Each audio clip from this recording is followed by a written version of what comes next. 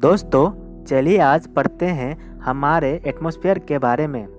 Atmosphere जो कि हमारे अर्थ को चारों तरफ से घेरा हुआ है, जिसमें कई सारे गैसेस हैं। अगर हम बात करें कि हमारा एटमॉस्फेयर कहाँ तक है, तो आज हम कह सकते हैं कि एटमॉस्फेयर अर्थ सरफेस से 1000 किलोमीटर की ऊंचाई तक है, पर 99% ऑफ गैस जो है वो 32 किलोमीटर में ही सीमित है।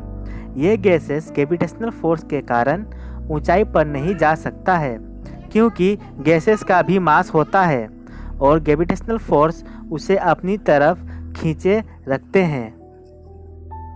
Gases in atmosphere: nitrogen 78%, oxygen 20.95%, argon 0.93%, carbon dioxide 0.04%, neon 0.0018%, helium 0.005%, ozone 0.0006%, hydrogen 0.0005% है।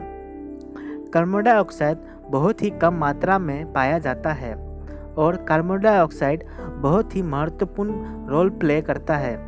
कार्बन डाइऑक्साइड जो कि हीट को एब्जॉर्ब करके एटमॉस्फेयर को गर्म रखने में मदद करता है और हमारे अर्थ को हीट करके बैलेंस रखता है।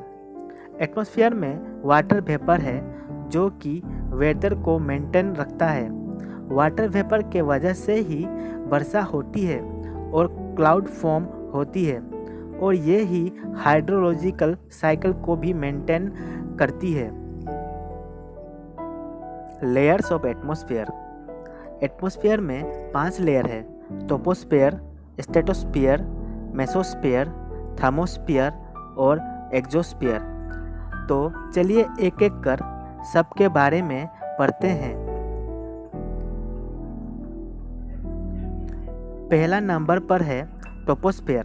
ट्रोपोस्फेयर जो पहला लेयर है एटमॉस्फेयर का, जो कि अर्थ की सतह से 18 किलोमीटर की ऊंचाई तक है और 8 किलोमीटर है पोल में।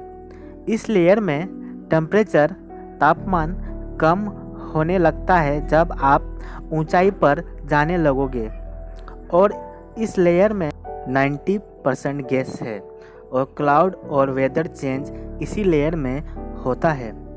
इस लेयर में जब टेम्परेचर कम होना बंद कर देता है, उस जगह को ट्रोपोस्फियर कहते हैं। दूसरे नंबर पर है स्ट्रेटोस्फेयर, जो कि ट्रोपोस्फियर लेयर से 50 किलोमीटर की ऊंचाई तक है। इस लेयर में टेम्परेचर ज़्यादा होता है क्योंकि यहाँ अल्ट्रावायलेट रेडिएशन जो कि सन से आता है उससे ओजोन लेयर एब्जॉर्ब कर लेता है। इस लेयर में ही ओजोन लेयर है। इस लेयर का टेम्परेचर 4 डिग्री सेल्सियस है।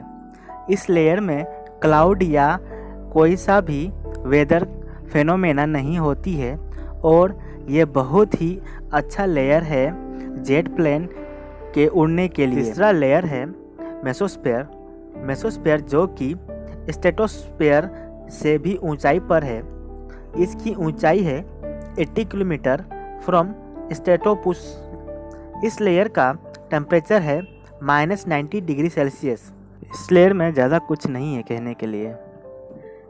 चौथा लेयर है थर्मोस्फेयर।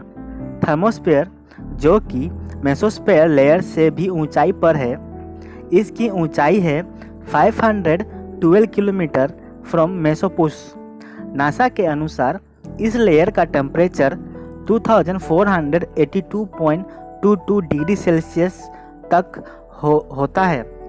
इस लेयर का टेम्परेचर ज़्यादा है क्योंकि यहाँ गैस मॉलिक्यूल्स, एक्सरे और अल्ट्रावायलेट रेडिएशन जो कि सन से आती है उसे ये गैस एब्जॉर्ब कर लेती है, जिससे गैस मॉलिक्यूल टूट के positively and negatively charge particle और आयंस में बदल जाते हैं। इस लेयर को आयोनोस्फीयर भी कहा जाता है। Electrically charge gas molecules thermosphere का रेडियो वेव को रिफ्लेक्ट करते हैं, जिससे लॉन्ग डिस्टेंस कम्युनिकेशन करने में आसानी होती है। थर्मोस्फीयर हमें मेटोरेट्स और एब्सोल्यूट सैटेलाइट से बचाते हैं। एग्जोस्फीयर, ये लेयर आउटरमोस्ट लेयर है हमारे एटमॉस्फेयर का, जो कि थर्मोस्फेयर से भी ऊंचाई पर है। इस लेयर का ऊंचाई है 960 kilometre from thermopause layer. Exosphere interplanetary space में मिला हुआ है।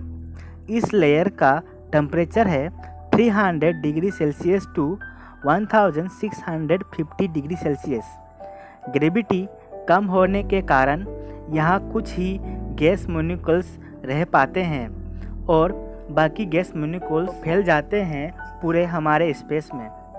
दोस्तों, अगर आपको हमारा ये वीडियो पसंद आया है तो ज़रूर से हमारा ये चैनल लाइक एंड सब्सक्राइब करिएगा।